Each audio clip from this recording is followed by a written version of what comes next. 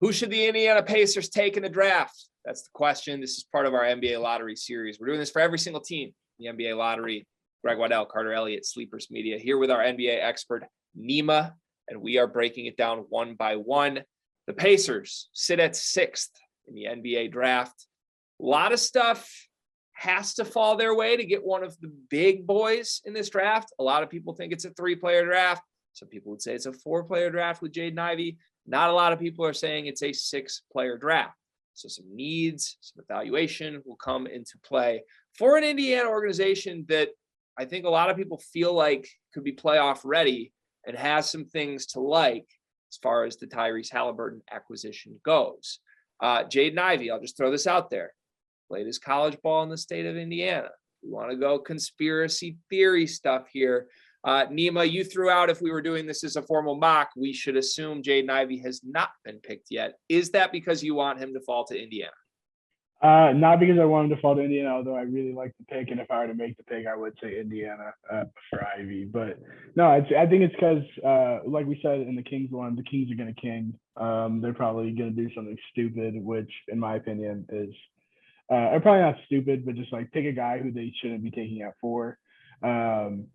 I think that probably ends up being either Keegan Murray or Shaedon Sharpe. I also think that the Pistons probably end up taking either Keegan Murray or Shaedon Sharpe. Shaedon Sharpe is very much a Troy Weaver guy. And then Keegan Murray also just being a Midwest guy who put up amazing numbers over the last year. I think he fits in pretty well next to Cade. So I think there's a good chance that Ivy slips down to 6.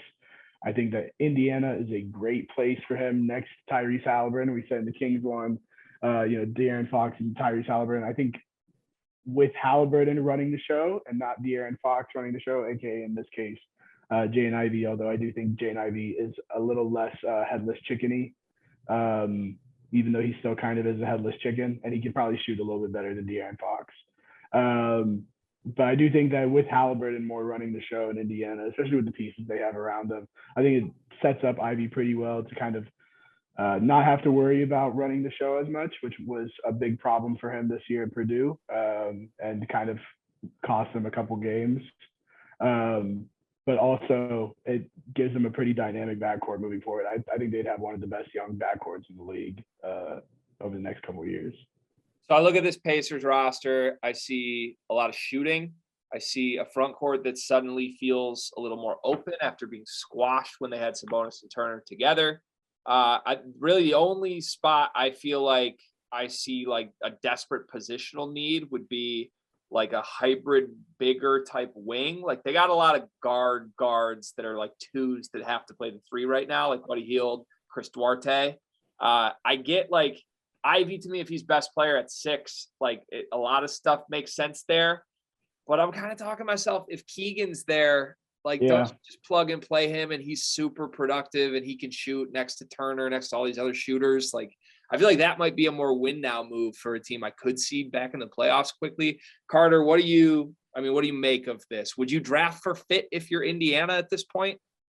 I would, but the thing is, I agree with both of you because I think that Nima made some great points. I think Jaden Ivey would be a great fit with the Pacers, being in that situation, being at home, like you said. I think all things will fall into place. Having that guy like Tyrese Halliburton off ball, I think would be absolutely perfect for him. But I also think Keegan would be great as well. I mean, you have a big in Turner who has the ability to space the floor. Not saying he's a knockdown shooter, but you definitely got to get a hand up out there on him.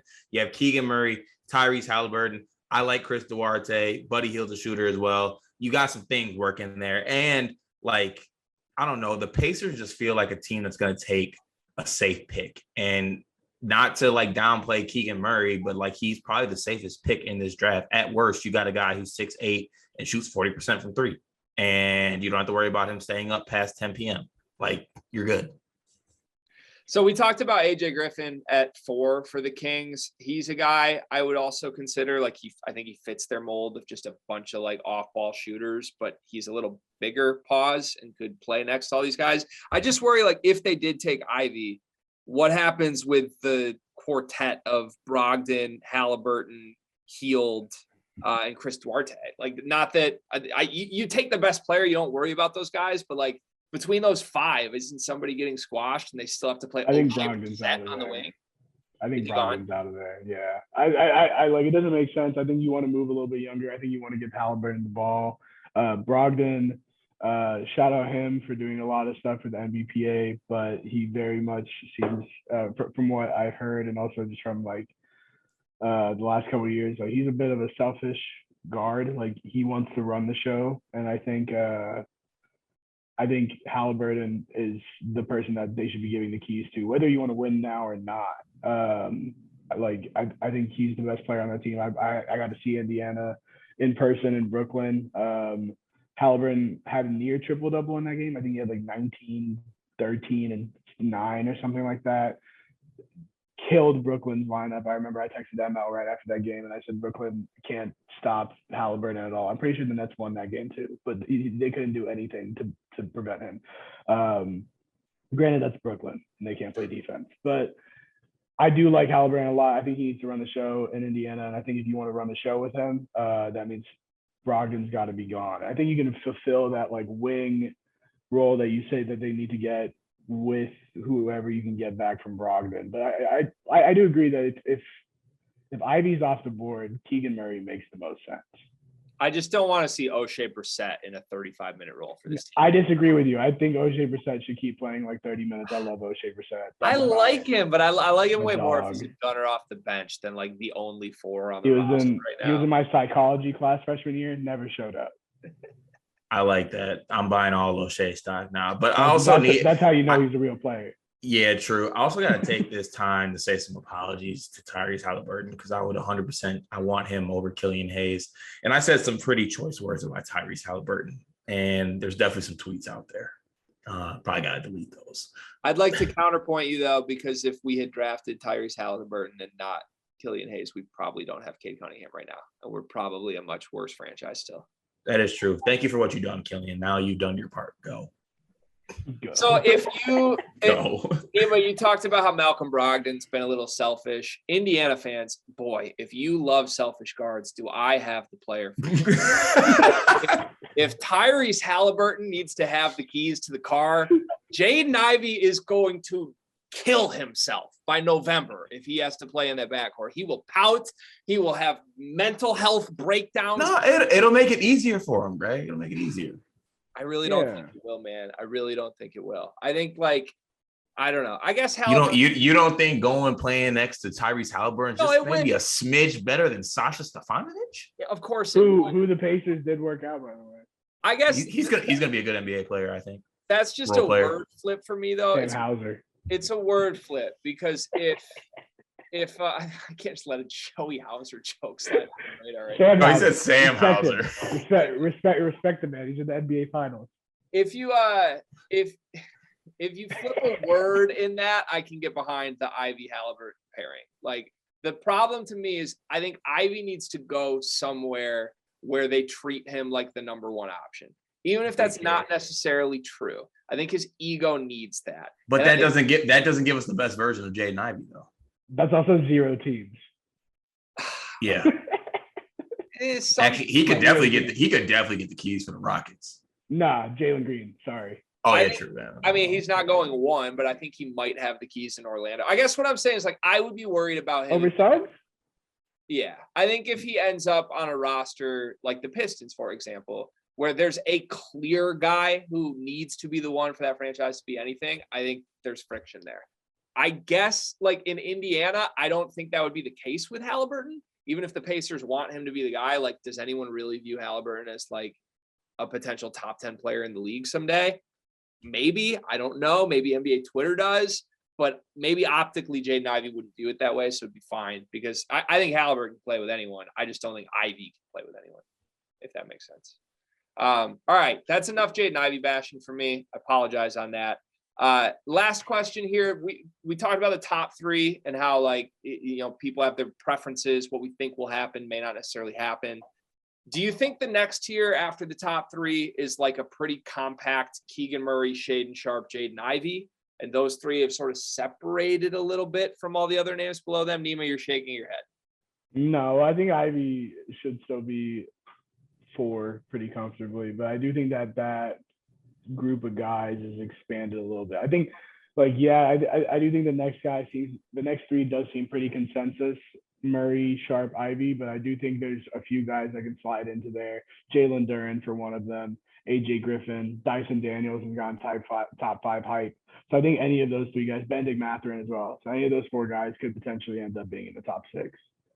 All right, let's go around the horn. Who would you take as GM of the Indiana Pacers, Nima? Let's say, I guess Keegan and Shaden Sharp are gone because we think the Kings will mess it up, and I could see the Pistons taking either one of those.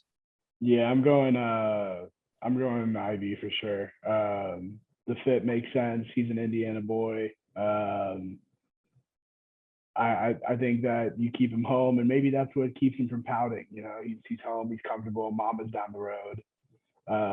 So if he needs to cry, you know, drive down to Notre Dame. Carter. Yeah, I go Jaden Ivey. I just think it makes the most sense. And at worst, you have possibly a young, fun backcourt. Also could be a train wreck, but could also possibly be a really young, fun backcourt. I would take AJ Griffin. This is my first, I'm going to draft for fit over. Have you followed AJ Griffin on TikTok by any chance? No, am I not going to take AJ Griffin anymore? Me and AJ Griffin got similar knees. Oh, no. Not good at all. Oh, God. Okay. I think we're both missing a meniscus.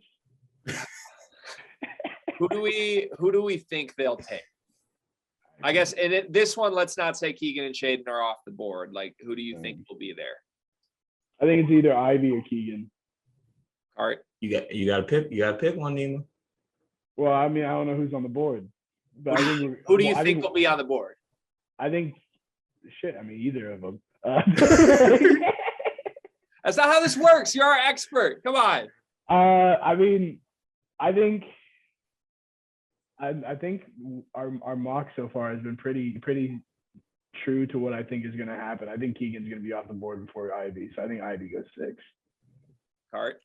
Yeah, I think Ivy, especially even if they have the Ivy Keegan dilemma who they pick. I truly think the hometown thing plays a factor, backcourt that. I think that's all going to factor in.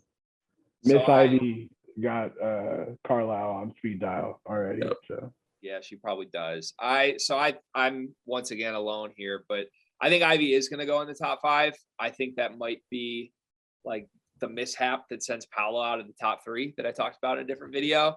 I think that Shaden will probably also be gone. I could see the Kings picking him at 4. I could see the Pistons picking him at 5. I think Keegan Murray will be there at 6.